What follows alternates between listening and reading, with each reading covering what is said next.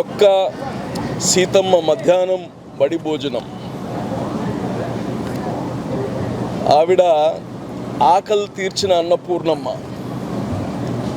ఈరోజు వారి పేరు పెట్టి ఆంధ్ర రాష్ట్రంలో 44,119 స్కూల్స్ మరియు జూనియర్ కాలేజెస్లో మధ్యాహ్నం భోజనం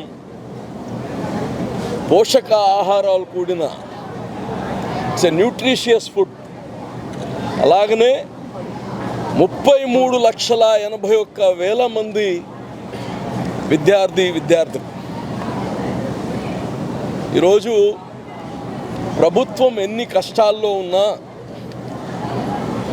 ఈ దేశ భవిష్యత్తు భావి తరాలకి ఇప్పుడు చదువుకుండే బిడ్డలు భోజనం లేదని డ్రాప్అవుట్స్ అయిన పిల్లలు ఎంతోమంది ఉన్నారు.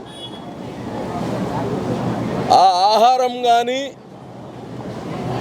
తినలేక అంటే తల్లిదండ్రులు ఏర్పాటు చేయలేక పనులకు పోయేవాళ్ళు, డ్రాప్అవుట్స్ అయిన వాళ్ళు, వీళ్ళందరూ అలా కాదు. ఆహారం కోసం ఎవరు చదువులు మానకూడదు. ఒక నాణ్యమైన చదువు, దాంతోపాటు మధ్యాహ్నం వాళ్ళకి న్యూట్రిషియస్ ఫుడ్.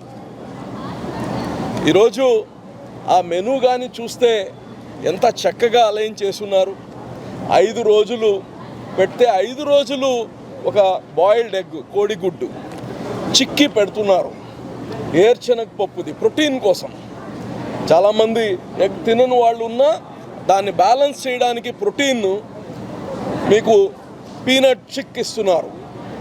ఏర్చనగ ముద్ద అంటాం మనం. అలాగనే భోజనం కానీ ప్రాంతాల వారీగా ఒక్కొక్క ప్రాంతంలో ఒక్కొక్క ఐటమ్ ఇంపార్టెన్స్ ఉంటుంది. వాళ్ళ జనరల్గా ట్రెడిషనల్గా తినే ఆహార అలవాట్లు దాన్ని బట్టి కానీ డిజైన్ చేశారు.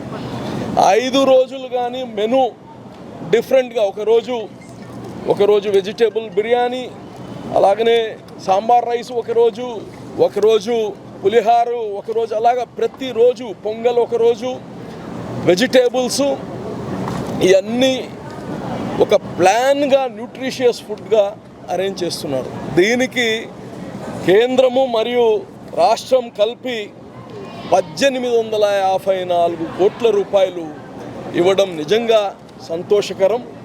మరి అలాగనే ఈ స్కూల్స్లో చదువుతుండే బిడ్డలందరికీ నేను కోరేది ఏంటంటే, మీకు అన్ని విధాలుగా ఈ ప్రభుత్వం మీకు సహకరిస్తూ ఉంది.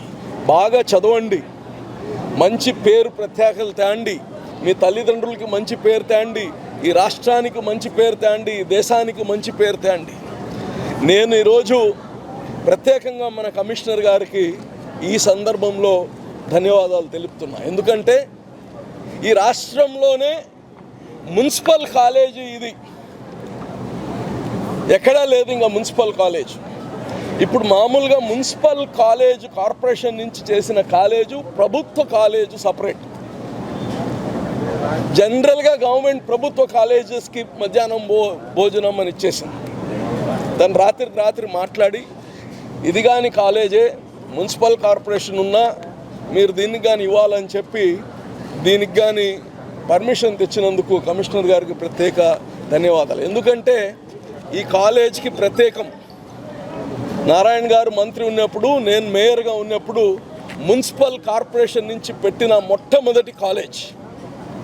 ఇక్కడ చదివిన బిడ్డలు ఈరోజు ఐఐటీస్లో చేశారు, నిట్లో చేశారు, ఎంబీబీఎస్ డాక్టర్స్ అయి ఉన్నారు. ఈరోజు వాళ్ళని కలుస్తుంటే, వాళ్ళ కళ్ళల్లో ఆనందం చూస్తే నిజంగా మా జీవితంలో మేము చేసిన మంచి పని ఏదైనా ఉంది అంటే ఇది ఒకటి.